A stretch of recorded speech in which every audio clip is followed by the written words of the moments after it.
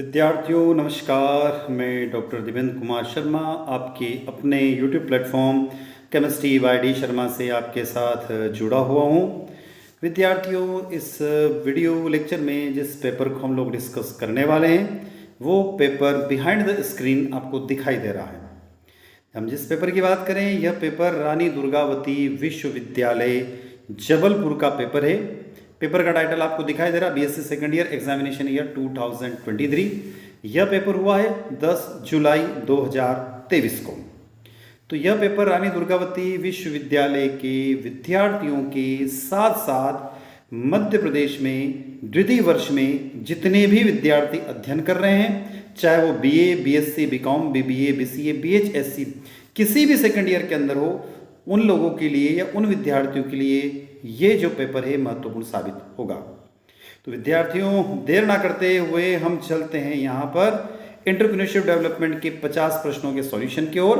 और second segment में इस वीडियो की जो दूसरा भाग है, सेकंड सेगमेंट है, उसमें हम लोग चलेंगे उसके हम चलेंगे महिला सशक्तिकरण के 50 प्रश्नों की ओर। तो अब मैं स्क्रीन से हटता हूँ। जो आपके बीच में यानी पेपर और जो सॉल्यूशन है उसके बीच में जो मैं बैरियर बना हुआ हूँ वहाँ से मैं विदा लेता हूँ और चलता हूँ सीधा सॉल्यूशन की ओर। साथियों, स्क्रीन पर आपको पेपर दिखाई दे रहा, इंस्ट्रक्शन दिए हुए हैं। पेपर अभी बताया गया आपको कब हुआ है, 10 जुलाई 2023 को। पेपर में देखिए तो पहला प्रश्न आपको दिखाई दे रहा, उद्यमी शब्द किस भाषा से लिया गया है। तो पहले प्रश्न का करेक्ट आंसर हो जाएगा डी ऑप्शन, फ्रेंच भाषा से। साथियों, कहाँ से लिया गया है तो याद रखिएगा फ्रेंच भाषा से करेक्ट आंसर इसका हो जाएगा। दूसरा प्रश्न दे रखा, उद्यमी होता है। तो उद्यमी कौन होता है, तो यहां पर कुछ ऑप्शन दिए हुए हैं। साहसी होता है, बिल्कुल होता है। जोखिम लेने वाला होता है, प्रबंधक होता है। तो करेक्ट आंसर इसका जो होगा वो हो जाएगा उपरोक्त सभी, all of this correct answer हो जाएगा। नेक्स्ट क्वेश्चन की तरफ चले। क्वेश्चन नंबर यहां पर दिया हुआ है 3। भारतीय उद्योग के संबंध में उद्यमिता है, तो क्या है आप लोग अच्छे से जानते हो। तीसरे प्रश्न का करेक्ट आंसर हो जाएगा नेसेसरी यानी आवश्यक है। प्रश्न क्रमांक 4, उद्यमिता के विकास के क्षेत्र में प्रतिष्ठा के प्रत्याहार की विचारधारा का प्रतिपादन किसने किया। तो चौथे प्रश्न का करेक्ट आंसर हो जाएगा यहाँ पर बी, हेगन ने किया। करेक्ट आंसर साथियों, ये जो स्टेटमेंट है वो उसमें प्रतिपादन किसने किया, तो करेक्ट आंसर यहाँ पर हो जाएगा बी, हेगन ने किया। आगे चलते हैं प्रश्न क्रमांक 5 की ओर।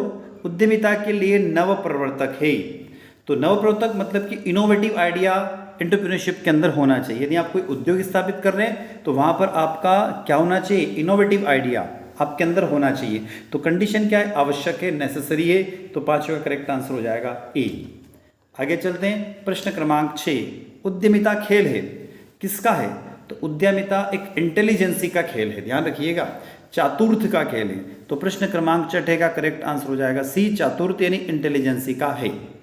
विद्यार्थियों, जब भी आप पेपर सॉल्व करें, आप उस क्वेश्चन को, यदि आप हिंदी मीडियम के विद्यार्थी तो हिंदी में आप रीड कर रहे हैं, पढ़ रहे हैं। यदि हिंदी में समझ में नहीं आ रहा है तो उसको आप इंग्लिश में एक बार पढ़ लीजिएगा ताकि उस क्वेश्चन को सॉल्व करने में आसानी हो जाए। आगे चलते प्रश्न क्रमांक 7, उद्यमिता विचारधारा को कितने शीर्षकों में विभक्त किया गया है। तो साथियों, प्रश्न क्रमांक 7 का करेक्ट आंसर हो जाएगा यहाँ पर डी। क्या हो जाएगा विद्यार्थियों, डी आंसर करेक्ट हो जाएगा। अब डी कैसे हुआ, यहाँ पर 5 ऑप्शन जो दिख रहा 5 डी कैसे हुआ, तो उसमें बता दूं आपको, जुनून, नवाचार, नेतृत्व, दूरदर्शिता और अविश्वसनीय वित्तीय कौशल। इस तरीके से 5 है। पहला जुनून, दूसरा नवाचार, तीसरा नेतृत्व, चौथा दूरदर्शिता और पांचवा अविश्वसनीय वित्तीय कौशल, जिसको हम idea generation, opportunity, evolutions, playing idea, उसके अलावा कंपनी फॉर्मेशन, ये वाले ऑप्शन इसके अंतर्गत आते हैं। तो टोटल 5 करेक्ट आंसर हो जाएगा, 5 यहाँ पर। प्रश्न क्रमांक 8, उद्यमी उद्योग का कप्तान होता है, यह कथन किसका है। तो 8वें प्रश्न का करेक्ट आंसर है सी, प्रोफेसर मार्शल का कथन है। किसका विद्यार्थी, प्रोफेसर मार्शल का कथन है, 8वें का सी। प्रश्न क्रमांक 9, निम्नलिखित में से कौन सा गुण उद्यमी का गुण है। तो 9वें का करेक्ट आंसर यहाँ पर हो जाएगा डी, उपयुक्त सभी। क्यों, क्योंकि उसमें आत्मविश्वास होता है, जोखिम वहन करने की क्षमता होती है और नेतृत्वशीलता होती है। प्रश्न क्रमांक 10, एक उद्यमी की विशेषता नहीं है। तो उद्यमी भ्रष्ट नहीं हो सकता है, यानी करप्ट नहीं हो सकता। तो 10वें का करेक्ट आंसर यहाँ पर क्या हो जाएगा, सी ऑप्शन हो जाएगा। प्रश्न क्रमांक 11 दे रखा, उद्यमिता क्या है, तो विद्यार्थियों उद्यमिता क्या है? तो उद्यमिता एक कला भी है और विज्ञान भी है। तो करेक्ट आंसर हो जाएगा ए और बी दोनों ऑप्शन हो जाएंगे। प्रश्न क्रमांक 12, निम्नलिखित में से कौन सा सफल उद्यमी है? तो इन सब तुम्हें उद्यमी कौन है? तो आप जानते हैं बाबा आमटे जो है वो एक पर्यावरणवादी रहे हैं, कपिल देव एक क्रिकेटर रहे हैं, किरण बेदी एक IPS अधिकारी रही हैं।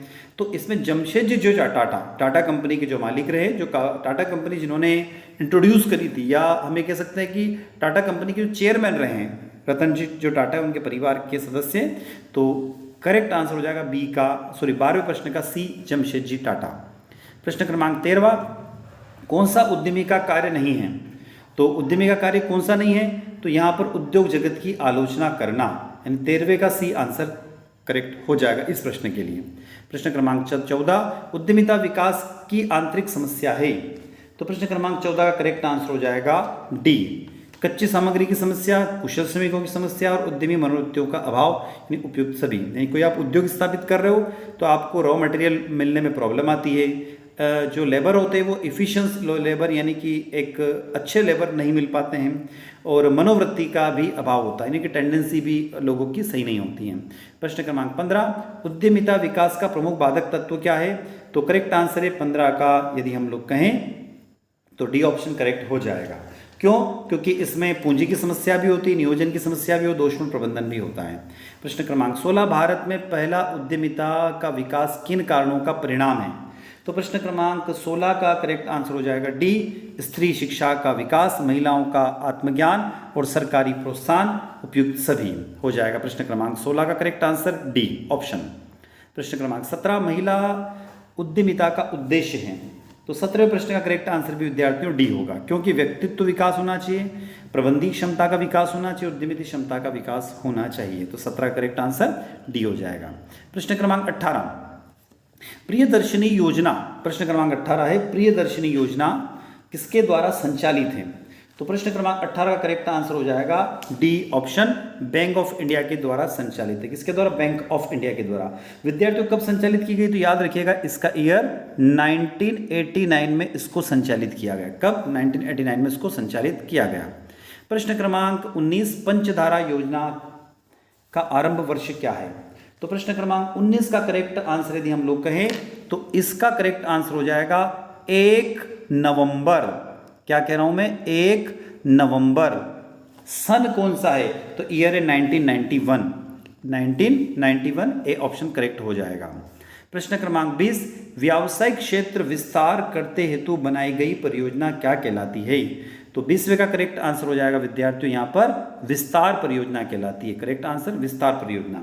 प्रश्न क्रमांक 21वां दे रखा, उत्पाद में स्वचलित यंत्रों का प्रयोग क्या कहलाता है? तो विद्यार्थियों स्वचलित यंत्रों का जो प्रयोग है उसमें हमने जब इस क्वेश्चन को पढ़ा है या इसके बारे में जब हमने डिस्कस किया है तो हमें इसके 2 ऑप्शन करेक्ट दिख रहे हैं। पहला तो शोध एवं विकास परियोजना, या तो ये ऑप्शन करेक्ट होना चाहिए, या दूसरा विविधीकरण परियोजना। इन दोनों में से कोई आंसर करेक्ट होना चाहिए, ए और बी में। तो हम यदि जाएंगे तो हम ए के साथ जाना उचित समझेंगे। यहाँ पर ए करेक्ट आंसर इसका हो सकता है। यदि आपको इसका बी लगता है तो आप कमेंट बॉक्स में कमेंट करके बताइए। आगे चलते हैं नेक्स्ट क्वेश्चन की ओर। प्रश्न क्रमांक 22, भारत में ग्रामीण उद्योगों को परिभाषित किया गया है। तो 22 का करेक्ट आंसर हो जाएगा डी, जनसंख्या के आधार पर परिभाषित किया गया है, पूंजी के आधार पर और उत्पादक तकनीकी के आधार पर। प्रश्न क्रमांक 23, लक्ष्य प्राप्ति उद्यमिता का कौन सा बिंदु है? तो 23वें का करेक्ट आंसर यदि हम लोग कहें तो लक्ष्य प्राप्ति उद्यमिता का अंतिम बिंदु है। 23वें का करेक्ट आंसर बी हो जाएगा। आगे चलते प्रश्न क्रमांक 24, लक्ष्य प्राप्ति की प्रेरणा के स्रोत है। तो प्रश्न क्रमांक 24वें का करेक्ट आंसर है विद्यार्थियों डी आंसर, लाभ, ग्राहकों का निर्माण और नव प्रवर्तन। आगे चलते प्रश्न क्रमांक 25, व्यावसायिक अवसरों से लाभ कमाने की प्रक्रिया क्या कहलाती है? तो 25वें का करेक्ट आंसर हो जाएगा ए, उद्यमिता कहलाती है। 26, अवसर विश्लेषण का संबंध है। तो 26वें का करेक्ट आंसर हो जाएगा ए, मांग विश्लेषण। क्या विद्यार्थियों? मांग विश्लेषण। वैसे इस प्रश्न का मैंने जो अभी देखा है उसके मुझे बाजार विश्लेषण भी है और तकनीकी विश्लेषण भी आ रहा है, तो कुछ जगह इसका आंसर उपयुक्त सभी में मिलेगा। तो अवसर अपॉर्चुनिटी किसके ऊपर बेस करती है? तो डिमांड के ऊपर, मार्केट के ऊपर, टेक्निक के ऊपर। तो प्रश्न क्रमांक 26 का करेक्ट आंसर यहाँ पर हो जाएगा डी ऑप्शन। क्या हो जाएगा विद्यार्थियों? D option. आगे चलते हैं। प्रश्न क्रमांक 27 परियोजना तैयार की जाती है तो किसके द्वारा? साहसी व्यक्ति के द्वारा भी की जाती है, ठीक है, प्रवर्तकों के द्वारा भी की जाती है और प्रबंधकों के द्वारा। तो करेक्ट आंसर हो जाएगा उपयुक्त सभी। प्रश्न क्रमांक 28 परियोजना प्रतिवेदन में सम्मिलित होती है तो निर्माण प्रक्रिया भी सम्मिलित होती है, लाभ की गणना भी होती है और वस्तु का बाजार स्थिति भी होती है। तो करेक्ट आंसर हो जाएगा उपयुक्त सभी। इसका करेक्ट आंसर हो जाएगा, क्या हो जाएगा विद्यार्थियों? उपयुक्त सभी। आगे चलते हैं प्रश्न क्रमांक 29 की तरफ। उद्यमी तथा नवाचार में संबंध है तो क्या होता है? उद्यम नवाचार में एक निकटतम संबंध है। तो 29 का बी आंसर करेक्ट है। प्रश्न क्रमांक 30वां है उद्यमिता किसी देश की सामाजिक आर्थिक संरचना का परिणाम है। यह स्टेटमेंट किसका है? तो विद्यार्थियों इसका आंसर हमें उपलब्ध नहीं हो पाया है। यदि आपको मिलता है तो कमेंट बॉक्स में कमेंट करके अवश्य बताएं। प्रश्न क्रमांक 31 भारत में उद्यमिता विकास कार्यक्रम आवश्यक है। 31वें का ए आवश्यक है। प्रश्न क्रमांक 32 उद्यमी पूंजी में होती है। क्या होती है? उद्यम की पूंजी में क्या होती है? रिस्क अधिक होती है। तो 32 का करेक्ट आंसर हो जाएगा यहाँ पर ए, रिस्क, अधिक जोखिम होता है। यदि आप कोई भी बिजनेस ओपन कर रहे हो तो उसमें रिस्क तो है ही, सही चले नहीं चले कंडीशन रहती है। 33 बीज पूंजी का सबसे अधिक आवश्यक होती है। तो बीज पूंजी का मतलब सीड कैपिटल, सीड कैपिटल मतलब शुरुआत की अवस्था। तो 33वें प्रश्न का करेक्ट आंसर हो जाएगा ए, स्थापना अवस्था। क्या हो जाएगा? स्थापना अवस्था।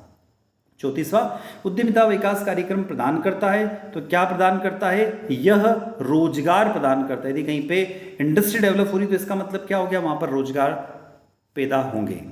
प्रश्न क्रमांक 35 भारतीय उद्यमिता विकास संस्थान कहां पर है? तो प्रश्न क्रमांक 35 का यदि हम लोग आंसर देखें तो यह स्थित है गांधीनगर अहमदाबाद में। कहां पर? गांधीनगर अहमदाबाद में। 35वें का ए आंसर करेक्ट है।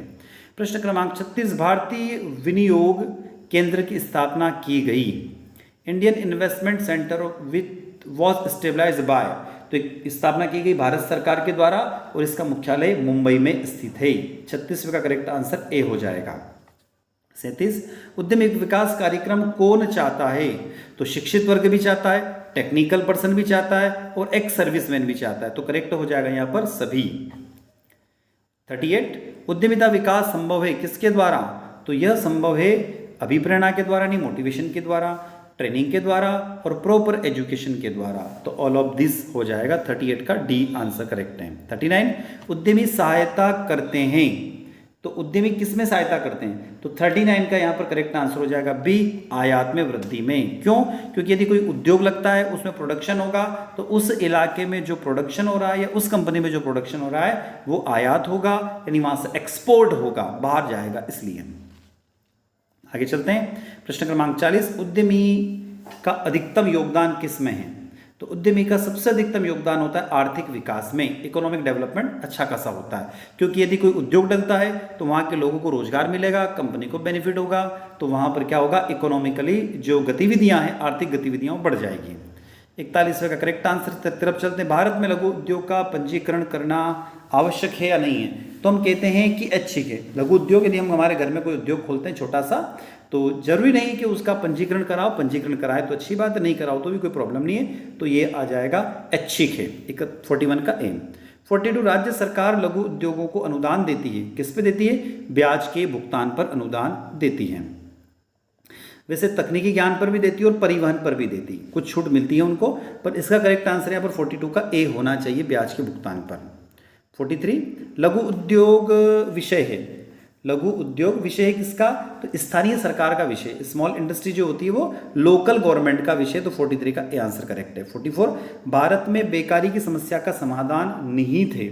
तो 44 का करेक्ट आंसर यदि हम लोग देखें तो भारत में जो बेकारी है उसकी समस्या का निदान कहाँ से हो सकता है? तो करेक्ट आंसर हो जाएगा बी, कुटीर उद्योग से। आप घर पे कोई उद्योग खोल सकते हैं, कोई यदि बेरोजगार व्यक्ति है तो उससे उसका जीवन यापन आसानी से हो जाएगा।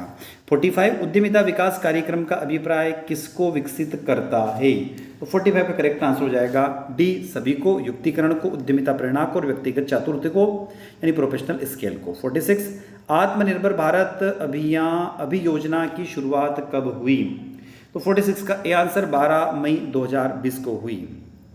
47 आत्मनिर्भर भारत अभियान के कितने स्तंभ हैं? तो 47 का करेक्ट आंसर हो जाएगा डी, 5 स्तंभ हैं। 48 स्व सहायता समूह होते हैं, तो यह 48 की बात करें तो यह एक तरीके से औपचारिक भी होते हैं और अनौपचारिक भी होते हैं, तो 48 का सी आंसर करेक्ट है। आगे चलते 49 मध्य प्रदेश वित्त निगम का प्रधान कार्यालय कहाँ है? तो इसका है इंदौर में स्थित है।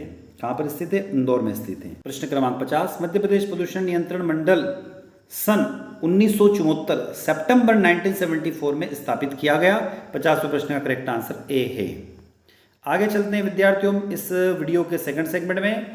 BSc second year examination year 2023 foundation course paper second, paper का नाम स्क्रीन पर आपको दिखाई दे रहा, वुमन एम्पावरमेंट, महिला सशक्तिकरण। ध्यान रखिएगा इन दोनों में 50-50 प्रश्न आए थे। इन 50 प्रश्नों में से आपको पास होने के लिए कितने प्रश्न सही होना आवश्यक है? तो 35 प्रश्नों का सही होना आवश्यक है। अब हम चलते महिला सशक्तिकरण के प्रश्नों की ओर। वुमन एम्पावरमेंट महिला शक्तिकरण के प्रश्नों की ओर आ गए। पहला प्रश्न दे रखा है उसने। पहला प्रश्न है कि विकासशील देशों में लड़कियों के माध्यमिक शिक्षा से वंचित रहने का क्या कारण है? तो करेक्ट आंसर हो जाएगा डी, महंगाई, शुल्क के कारण, घरेलू कार्य के कारण, बाल विवाह के कारण और उपरोक्त सभी। प्रश्न क्रमांक 2 घरेलू हिंसा में क्या शामिल है? तो करेक्ट आंसर डी, केवल शारीरिक हिंसा, मानसिक हिंसा और घर के भीतर की हिंसा। 2 का डी आंसर करेक्ट है। प्रश्न क्रमांक 3 भारत में महिलाओं के साथ भेदभाव किया जाता है, तो राजनीतिक स्तर पर, सामाजिक स्तर पर और आर्थिक स्तर पर। तीसरे का करेक्ट आंसर डी हो जाएगा। प्रश्न क्रमांक 4 विधवा पुनर्विवाह विचार की वकालत किसके द्वारा की गई थी? तो आप अच्छे से जानते हो। चौथे का करेक्ट आंसर है ए ऑप्शन, दयानंद सरस्वती के द्वारा। कुछ बुक में विद्यार्थियों ज्योति राव फुले का भी नाम मिला है, पर यहाँ पर दयानंद सरस्वती करेक्ट आंसर है। प्रश्न क्रमांक 5 भारत की प्रथम महिला मुख्यमंत्री कौन है? तो सुचिता कृपलानी। करेक्ट आंसर हो जाएगा ए, सुचिता कृपलानी। प्रश्न क्रमांक 6 आशा का अर्थ क्या है? द आशा का फुल फॉर्म कह सकते हैं मैं एक तरीके से। तो प्रश्न क्रमांक 6 का करेक्ट आंसर हो जाएगा से, मान्यता प्राप्त सामाजिक स्वास्थ्य कार्यकर्ता। यहाँ पर यदि हम लोग देखें तो छठे का करेक्ट आंसर सी हो जाएगा। प्रश्न क्रमांक 7 महिला हेल्पलाइन योजना कब प्रारंभ की गई थी? तो ये की गई थी 1 अप्रैल 2015 को। तो करेक्ट आंसर बी ऑप्शन 2015। प्रश्न क्रमांक 18 महिला योजना के लिए प्रशिक्षण एवं रोजगार कार्यक्रम के लिए सहायता क्या है? तो वहां पर करेक्ट आंसर हो जाएगा साथियों प्रश्न क्रमांक 8 का बी ऑप्शन स्टेप। क्या है विद्यार्थियों? स्टेप। प्रश्न क्रमांक 9 गांधी मातृत्व सहयोग योजना कब प्रारंभ की गई? तो 9वें का करेक्ट आंसर है बी, 2010 में। प्रश्न क्रमांक 10 विधवा पुनर्विवाह अधिनियम किस वर्ष पारित हुआ? तो 10वें का करेक्ट आंसर बी ऑप्शन, 16 जुलाई 1886। तो करेक्ट आंसर 1886 कहाँ पर आ रहा है? D option. प्रश्न क्रमांक 11 सुकन्या समृद्धि योजना कब प्रारंभ की गई? तो 11वें का करेक्ट आंसर सी, 2015 में। प्रश्न क्रमांक 12 लड़कियों को देवता को समर्पित करने की प्रथा को देवदासी प्रणाली के रूप में जाना जाता है। तो 12वें का करेक्ट आंसर है डी, देवदासी। प्रश्न क्रमांक 13 राष्ट्रीय महिला आयोग का मुख्यालय कहाँ पर है? तो 13वें प्रश्न का करेक्ट आंसर है न्यू दिल्ली। 13वें का सी। प्रश्न क्रमांक 14 सती प्रथा के उन्मूलन की पहल करने वाले समाज सुधारक कौन रहे? तो 14 का करेक्ट आंसर है बी, राजा राम मोहन राय। प्रश्न क्रमांक 15 सती प्रथा को समाप्त करने वाले गवर्नर जनरल का नाम क्या था? तो 15 का करेक्ट आंसर हो जाएगा डी, लॉर्ड विलियम बेटिंग। कब की गई? तारीख याद रखिएगा 4/12/1829 यानी 4 दिसंबर 1829 को। प्रश्न क्रमांक 16 महिला समृद्धि योजना कार्यक्रम मुख्य रूप से किसके लिए आरंभ किया गया है? तो 16 का करेक्ट आंसर है यहाँ पर सी, महिला सशक्तिकरण के लिए, क्योंकि महिला समृद्धि योजना जो है ग्रामीण महिलाओं के लिए है। ऐसी महिलाएं जिनकी उम्र 18 वर्ष से ऊपर हो गई है, उनमें ही रहता क्या है कि उनको 300 रुपये उनके जो डाकघर वहाँ पर रहता है उसमें जमा करना होते बचत के रूप में, शायद उसमें 24% उसमें ब्याज मिलता है, ऐसा कुछ योजना है। तो महिला सशक्तिकरण के लिए। प्रश्न क्रमांक 17 सुकन्या समृद्धि योजना के अंतर्गत खाते में कितने वर्ष तक जमा किया जा सकता है? तो 15 वर्ष तक। आगे चलते हैं 16 महिलाओं के पिछड़ेपन का मुख्य कारण क्या है? तो रूढ़िवादी समाज, महिलाओं की आर्थिक निर्भरता और अशिक्षित महिलाएं। Correct answer D. प्रश्न क्रमांक 19, दहेज हत्या, पत्नी को पिटना किसका उदाहरण है? तो ये आपराधिक हिंसा भी है, घरेलू हिंसा भी है और social violence, criminal, domestic and social violence, all of this correct answer है इसका। प्रश्न क्रमांक 20, कन्या भ्रूण हत्या, छेड़खानी किसका उदाहरण है? तो आपराधिक हिंसा, घरेलू हिंसा और सामाजिक हिंसा, उपरोक्त सभी करेक्ट आंसर हो जाएंगे। प्रश्न क्रमांक 21, 21 महिला स्वयं सहायता समूह का अंतिम लक्ष्य क्या है? तो सीधा सा है सशक्तिकरण करना, 21वें का ए ऑप्शन।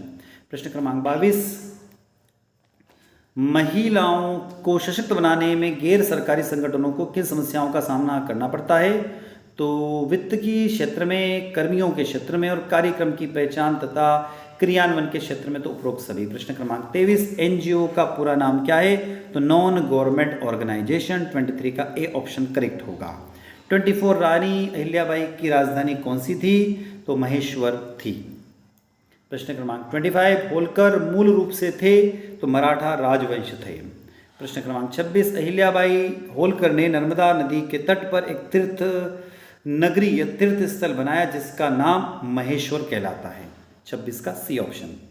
प्रश्न क्रमांक 27, निम्नलिखित में भारतीय शासकों में से कौन अकबर के समकालीन रही है? तो रानी दुर्गावती अकबर के समकालीन रही है। प्रश्न क्रमांक 28, रानी दुर्गावती का जन्म कब हुआ? तो 5 अक्टूबर 1524 को हुआ। याद रखिएगा 5 अक्टूबर 1524, 1524 करेक्ट आंसर 28 का बी। 29, जबलपुर में रानी दुर्गावती के नाम से कौन सा विश्वविद्यालय? तो रानी दुर्गावती विश्वविद्यालय जबलपुर, यानी 29 का करेक्ट आंसर डी हो गया। प्रश्न क्रमांक 30, सावित्रीबाई फुले का विवाह किसके साथ हुआ?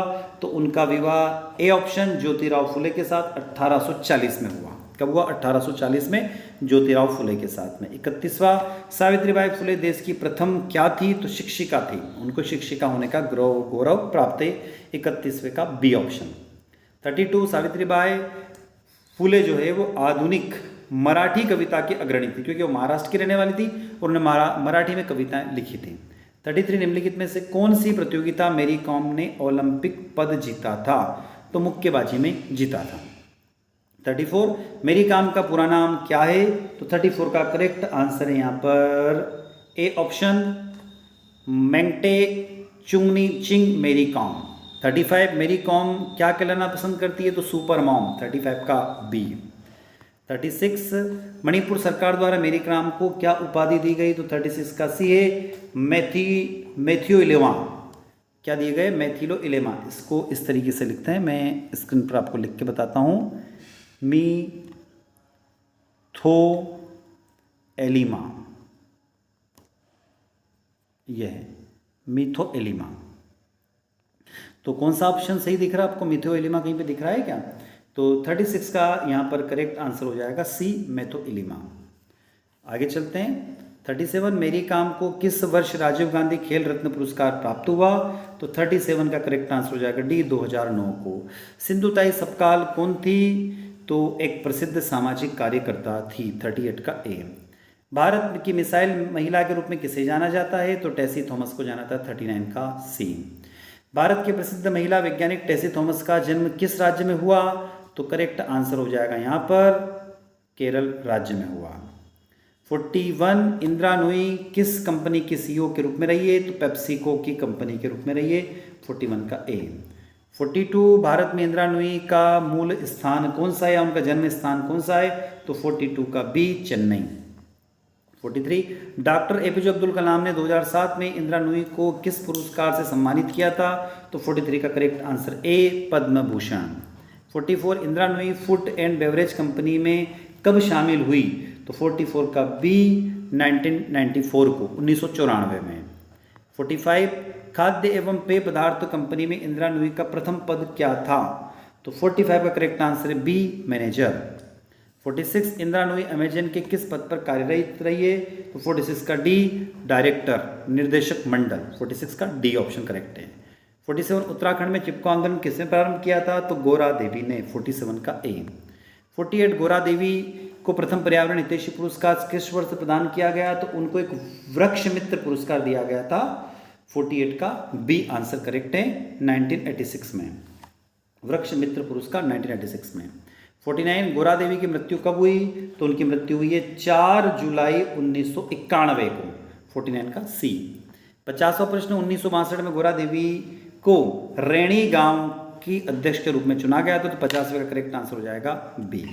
तो विद्यार्थियों यहाँ पर हमने देखा रानी दुर्गावती विश्वविद्यालय का पेपर का सॉल्यूशन, उद्यमिता विकास के 50 प्रश्न, महिला शक्तिकरण के 50 प्रश्न। यह पेपर हुआ था 10 जुलाई 2023 को। आई होप ये वीडियो लेक्चर आप लोगों को अच्छा लगा होगा। अच्छा लगता है तो वीडियो को लाइक करें, अपने दोस्तों तक शेयर करें, और चैनल पर यदि आप नए हैं तो वीडियो को सब्सक्राइब या चैनल को सब्सक्राइब अवश्य करें, ताकि हमें एक मोटिवेशन मिलता रहे और हम आपके लिए नए नए वीडियो लेकर आते रहे। हम इतनी मेहनत करते हैं तो आप थोड़ा सा मेहनत करके चैनल को सब्सक्राइब तो कर ही सकते हैं। धन्यवाद। जय हिंद, जय भारत।